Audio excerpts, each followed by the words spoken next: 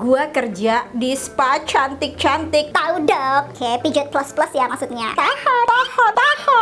Hai Mbak Rech, gue pengen curhat. Gue cita-cita banget jadi ani-ani.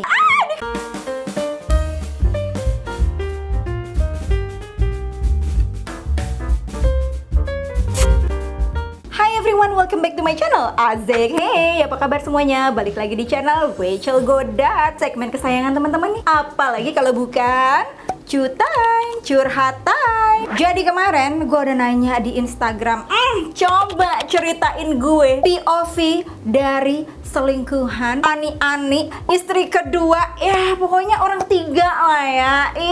Pinisirin gak sih? Jempolnya mana? Jempolnya mana? Like dulu dong videonya, abis itu subscribe dan share ke seluruh sosial media yang kalian punya. And now let's move on to the video. Warning dulu nih guys, sebelum masuk ke cerita pertama ya, ini video hanya boleh ditonton 18+. Dan buat lo yang lagi hamil, Ada masalah jantung sebaiknya tidak menonton video ini. oke, kita mulai di cerita pertama. Aku jadi simpanan pacar gelap, sugar babe atau apalah namanya, dari suami tante aku sendiri. Tanteku baru nikah dengan om dari usiaku 6 tahun. Sejak kecil aku pun udah kagum dan suka dengan om aku. Ganteng, baik, dan suka beliin mainan atau makanan favoritku. Pokoknya mencuri hatiku banget dan jadi paman favoritku. Seiring aku puber ternyata rasa itu bertumbuh jadi cinta. Don't judge me ya kak, tapi aku nggak mau ngebohongin feeling aku. Entah kenapa semenjak aku SMA, si om jadi sering ngeliatin aku, ngajak ngobrol dan curhat. Aku pun nyaman banget ngobrol sama om aku ini. Omku nih tipe laki-laki yang semakin tua semakin ganteng, baik. Suatu hari om izin menginap di rumahku karena dekat dengan venue tempat dia kerja saat itu. Singkatnya ketika itulah aku kehilangan keperawananku dan akhirnya kami pacaran tanpa status diam-diam selama 3 tahun. Kami terpaksa putus karena om pindah kerja di Jepang dan menetap lama di sana. Sekarang aku pun sudah nikah dengan sahabat si om. Baru cerita pertama. Tahan. Halo Kak Rachel, kalau cerita ini dibacakan mohon identitasku jangan sampai dibacakan ya kak. Ini cerita aku POV dari anak istri kedua. Bapakku nikah pertama dengan bibiku, yaitu kakak mama. Hubungan mereka baik sampai bapak selingkuh dan rencana nikah lagi. Tapi nggak dikasih sama bibi. Beliau hanya kasih ayah nikah lagi hanya dengan adiknya, yaitu ibuku. Ribet ya. Iya, kita tinggal di satu atap kak. Aku pernah tanya sama ibu kenapa mau nikah sama suami kakaknya. Katanya itu karena ibu sangat menghormati kakaknya dan hanya dia yang dipercaya sama kakaknya untuk nikahin suaminya. Pernah juga aku tanya sama ibuku apakah dia cinta dengan ayah. Jawabnya sih cinta akan tumbuh kalau sama-sama terus. Sekian ceritanya kak. Aku cuma mau menyampaikan gak semua rumah tangga yang punya istri dua itu ada yang menderita. Oke. Tapi gue pernah nih punya temen Yang kayak gini nih, gue tahu banget nih. jadi kayak mereka sepupuan tapi ya sebenarnya adik kakak tiri gitu. Bingung emang, tapi ya udah. Kalau sama-sama hidup tenang, hidup nyaman, hidup damai, baik, kita mah menghormati aja ya kan. Lanjut. Yuhu Cal, ikutan yes. Gua kerja di spa cantik-cantik. Tahu dok. WK. Oke, pijat plus ya maksudnya. Oke. Tenang, di sini nggak boleh sampai ML sama pelanggan kecuali di luar janjian ya. Hahaha. Oke, jadi maksudnya kalau Di luar tempat kerja boleh gitu ya. paling mentok juga BJ aja. Naca. Di tempat kerja ini paling sering digerebek sama istri-istri pelanggan kak. Makanya dari depan tuh dijaga security ketat. Soalnya pernah ada yang ngancem mau narok bom di sini. Waduh, iya juga sih ya. Kalau cuma didatengin marah-marah sambil bawa pisau mah udah sering. Tapi yang parah sih, waktu anaknya yang datang bawa bodyguard orang timur gitu, itu bener-bener baku hantam sama security di sini. Padahal klien kami juga lagi nggak ada di dalam, lagi kencan sama temen gue. Yang salut sih, di tempat kerja ini pekerjaan kami dilindungi, diantar pulang pergi karena memang resiko ya kak. Gue punya cerita. Jadi ya, zaman dulu gue masih kuliah, kan gue juga reporter ya sebuah majalah. Nah, di majalah kecantikan ini ada tuh yang namanya liputan salon-salon, ada spa, pokoknya tentang kecantikan gitulah ya. Terus Dengan pintarnya Rachel Goddard saat itu kayak masih muda belia, tidak paham yang namanya ada spa plus tuh. Gue langsung datang aja ya kan. Zaman dulu tuh kayak Google tuh nggak kayak sekarang gitu. gue datang tuh sama temen gue fotografer. Tuk. Oh iya, kita Liputan bla bla bla bla bla bla. Cuman gue rada bingung nih, kenapa security-nya tuh orang-orang kayak dari Ambon, Papua tuh gede-gede dan banyak banget gitu. cuman tidak terpikirkan saat itu ya kan. Orangnya baik, PR-nya baik gitu, ngejelasin, oh ya ini kita punya treatment ini itu. Gue juga nggak merhatiin gitu ya. Kok belahan teti kadinya tuh kayak sampai sebodong. Gue juga nggak ngeh juga kalau roknya tuh sejengkal dari pinggang gitu. Karena kan rada remang-remang gitu ya. Yang namanya juga tempat spa kan, oke. Terus gue dikasih lah. Selebaran dia bilang hari ini tuh full, besok aja datang lagi. Gue dikasih tuh selebaran. Nggak gue lihat. Besoknya pas sampai tempat kerjaan mau ngetik der, gue ngeliat tuh selebaran kayak what I've done, kayak tolong banget ya, ini sepaknya ini gambarnya bapak-bapak nih Lagi di jacuzzi sama cewek-cewek cuman pakai BH doang. BH-nya renda-renda gitu say, kayak ini tolong banget, ini di baliknya lagi tuh pamfletnya, bapak-bapak lagi tiduran di tempat buat pijat. Terus ada teteh-teteh lagi pegangan di atas tiang gitu ya. Pakai stocking jaring-jaring say. Terus pakai baju tuh yang kayak baju maid yang nacal-nacal gitu. Gue langsung kepikiran, Kok bodoh ya? kok nggak tahu ya ada spa yang macem kayak gitu. Soalnya spanya ini ada di Jalan Sudirman, gede banget, dan udah renovasi juga sekarang makin gede. Tebak-tebakan tuh apa ya nama spanya? Lanjut. Kenalin kak, aku mantan ani-ani spesialis pejabat Senayan. Kaget kan? Bentar, pejabat Senayan itu kan ada bank, yang kerja di bank ya kan, ada yang kerja di startup, ada juga yang kerja di Senayan luas sayang. Oke. Jadi kak, gue mau kasih tahu aja, nggak semua ani-ani tuh bakal dipakai. Oke, jadi teman-teman udah tahu lah ya ani-ani itu apa. Nih. Ani-ani adalah Oke. Biasanya kita tuh dapat callingan dari gadun, suruh dandan pakai baju cantik, cuma disuruh baris doang kak. Oh oke. Dari 5-10 orang cuma 1 atau 2 yang diajak bobo.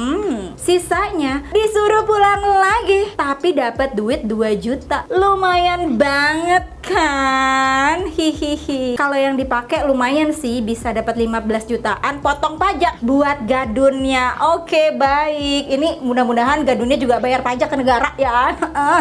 Cuma enaknya tuh kalau udah pernah dipakai, biasanya kalau enak bisa dijadiin istri kedua. Dikasih apartemen, mobil semua dikasih, nggak harus capek-capek make upan, terus disuruh pulang. Hihihihi. Oh oke. Tiba-tiba gue jadi inget nih, zaman dulu ya, sebelum gue punya EJ. Jadi gue tuh sama Bang Ben suka traveling. One day kita traveling di sebuah pulau terpencil. Terus karena lapar, gue tanya lah ke tour guide-nya, Tolong dong bang, ajakin gue ke tempat muda-mudi di sini nih. gue pengen tahu nih muda-mudinya kayak apa sih gitu ya di pulau kecil ini. Terus mereka Bingung gitu kan, di mana nih gini? Oke lah. dar, gue diajak ke sebuah tempat. Tempatnya tuh kayak rumah biasa gitu, rumahnya lumayan gede, ada pekarangannya. Masuk deh tuh, just gue ke sana. Gue bingung nih gue sama Bang Ben. Ini tuh kayak diskotik, tapi ada satu ruangan dimana kalau kita baru masuk, ruangannya tuh ada kacanya. Oke, jadi kayak lo bayangin lo mau ngeliat anak bayi yang baru lahir. Kayak gitu tuh ya kan, jadi lo bisa ngintip tuh. Nah, kacanya tuh transparan. Ada ciwi-ciwi lagi pada duduk di situ, ada nomornya. Gue masih positive thinking. Oh ini mungkin abis ini ada kabaret show gitu ya, ada nari-nari terus ada nomor-nomor. Ala-ala Miss Universe gitu kan. Rachel Goddard 25 dari Indonesia. Gitu. Oke, gue masih mikir kayak gitu ya. Terus tiba-tiba kok ada orang badannya tuh sama gede-gede gitu, rambutnya cukuran gitu ya, kayak pelaut-pelaut gitu, datang tuh. Nah tiba-tiba mereka tuh kayak ngintip-ngintip terus kayak catetin nomor. Tinggal loh. Gue masih bingung nih. Oh ternyata mereka tuh jualan. Dan jadi pas ketika bunyi jedak-jeduk ya gue mah joget-joget aja ya. Mereka keluar say, mulai menjajakan diri Ke cowok-cowok yang barusan datang. Gue sama Bang Ben kayak ini apa sih ini? tapi seru aja sih buat gue, kayak menurut gue mereka nggak ada bedanya sama gue, kayak oh pekerjaan lo memang menjual diri gitu, tapi buat gue I cannot judge, you know, gue nggak pernah tahu kondisi ekonomi mereka gimana ya kan. Kalau buat gue kayak fun aja, kita joget, Kita ke kanan Jo, putarlah ke kanan dan ke kanan, kayak gitu, kayak kita muter-muter rame-rame, fun aja gitu. Cuman itulah experience gue sama Ben, cuman ketawa-tawa aja. Habis itu kayak oh ya udah gitu. Kita lanjut ya. Nonton di Thailand. Thailand, aduh, ceritain ya. Yaudah. Ini kayaknya nih cutan dari pengalaman gue ya kan. Oke, gue ceritain ya. Jadi ini juga pengalaman sebelum ada AJ. You know guys, gue tuh sama Bang Ben tuh suka banget traveling ya. Kita ke sebuah negara, sebut saja Thailand. Oke.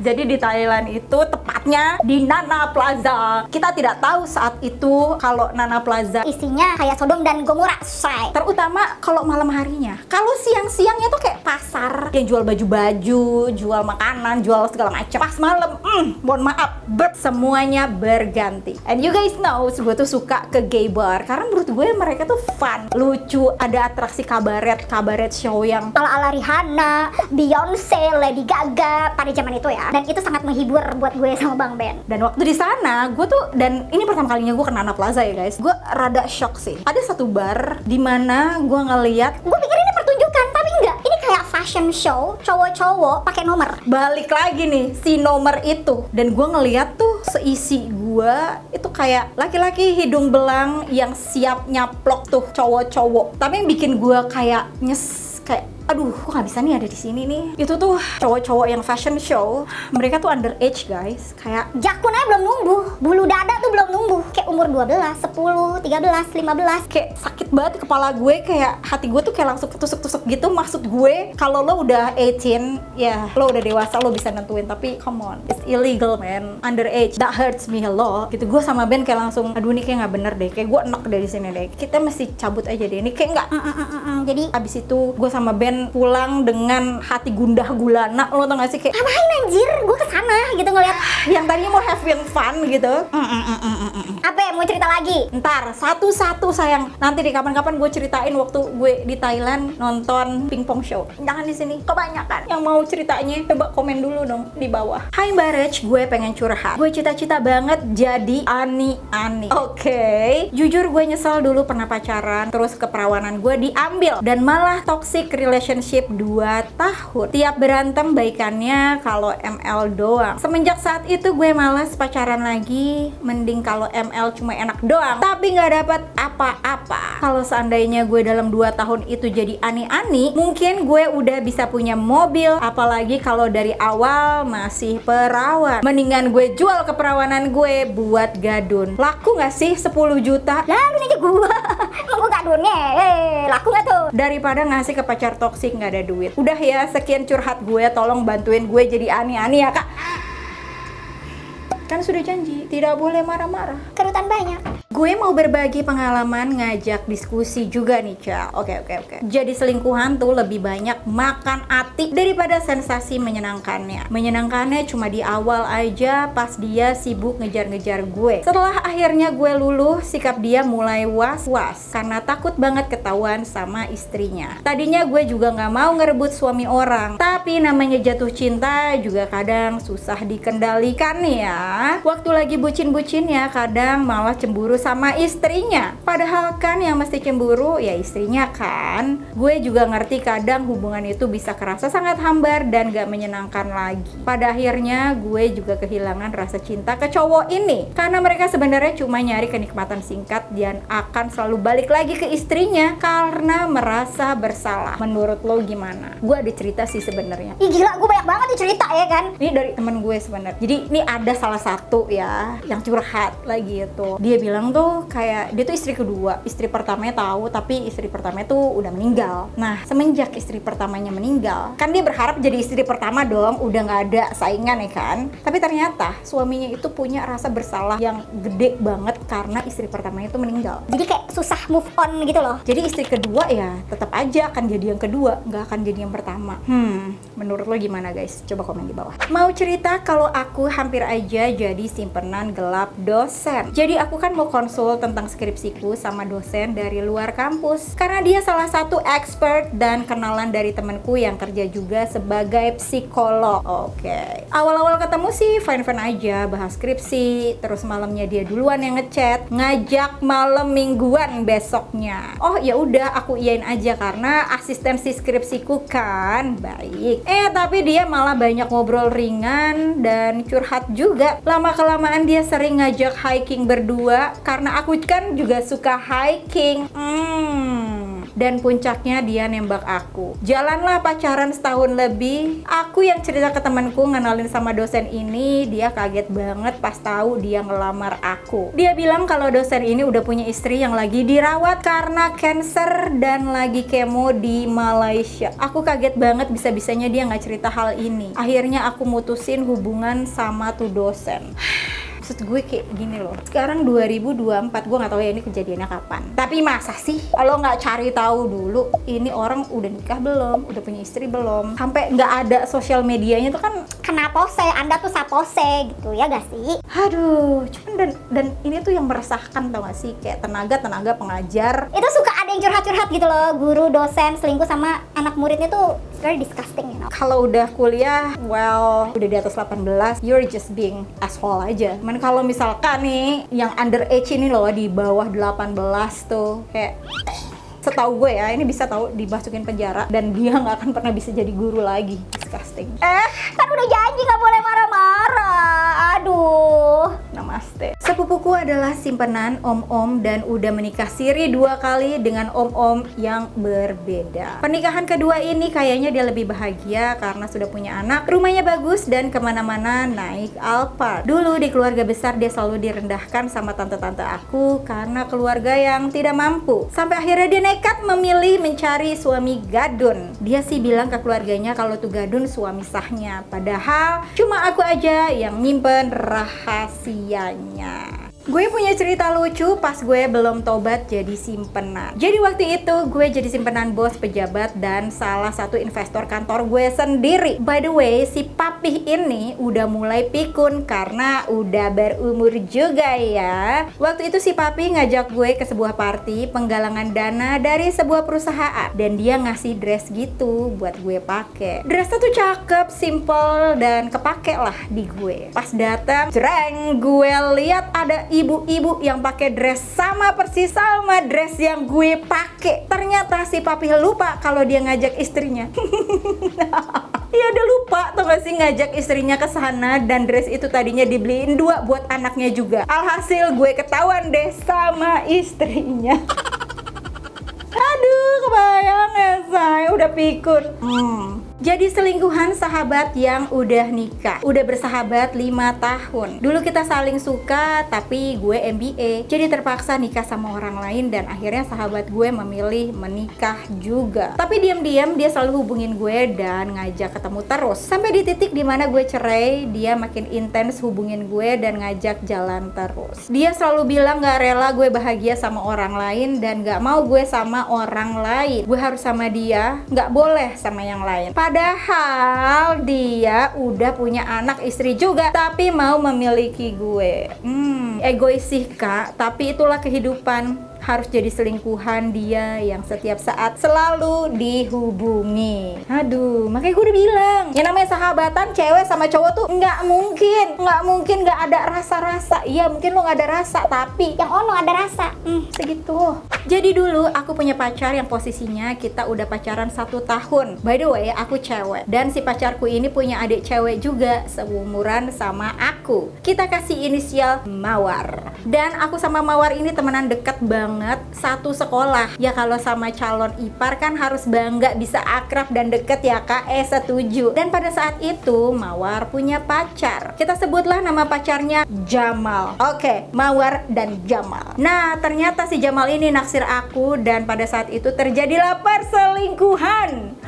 Yang mana si Jamal ini deketin aku dan aku malah mau. Aduh, Memunah. Jadi kesimpulannya aku selingkuh sama pacarnya adik pacarku. Namaste. Rachel, kalau ada akun dari cewek laknat Selfie Wahyudin bisa kali bacain atau SS hahaha. Manusia yang gak gua maafin dunia akhirat. Waduh, takut banget nih gue. Enaknya nih kak, yang pasti lebih diprioritasin, lebih disayang, lebih diperhatiin, gak pernah telat atau kurang soal duit. Tapi capek petak umpetnya. Atau mungkin itu menjadi adrenalin tersendiri. Pengalaman paling gak enak yang sulit dilupakan waktu ketahuan lagi di basement pakai mobil gue yang sama persis kayak mobil bininya. Kurang referensi mobil apa bagaimana sih nih? Saking emosi dan begonya nggak lihat dulu plat nomor. Gue ditarik keluar terus marah ke suaminya bawa dan jok mobil gue disobek-sobek di bagian gue duduk, katanya jijik dipakai duduk buat pelakor, padahal itu Apa tuh, nggak baca bawah ya? takut banget. Gue pernah jadi simpanan manajer di tempat gue kerja anjir, karena dia kerjanya mobile, keluar pulau terus. Jadi setiap sebelum balik ke Jawa atau ke istrinya, dia selalu ngajak jalan keluar kota dulu beberapa hari. Kalau ada perjalanan dinas keluar kota dari kantor gue, dia juga ngajakin gue. Tiap bulan transferan lancar, dia beliin semua apa yang gue mau. Sampai akhirnya terendus salah satu teman kantor gue dan nyampe lah cerita itu ke owner perusahaan kita, yang mana dalam hal ini manajer gue kepercayaan owner. Tapi kita tetap lanjut aja sih, soalnya udah sama-sama nyaman. Tapi kalau ketemu di kantor emang gak pernah nyangka, dan gak mungkin ada orang yang nyangka kalau kita selingkuh. Kata siapa? Kata siapa? Memunah, kagak. Gue bilangin ya, orang-orang kantor itu pasti tahu, pasti yakin, pasti sudah mengendus di hari pertama kalian selingkuh atau baru PDKT. Cuman males aja ikut campur. Jadi kalau lo nih sekarang masih selingkuh sama teman kantor ya, atau di satu perusahaan, Jangan lo kira teman-teman lo nggak tahu.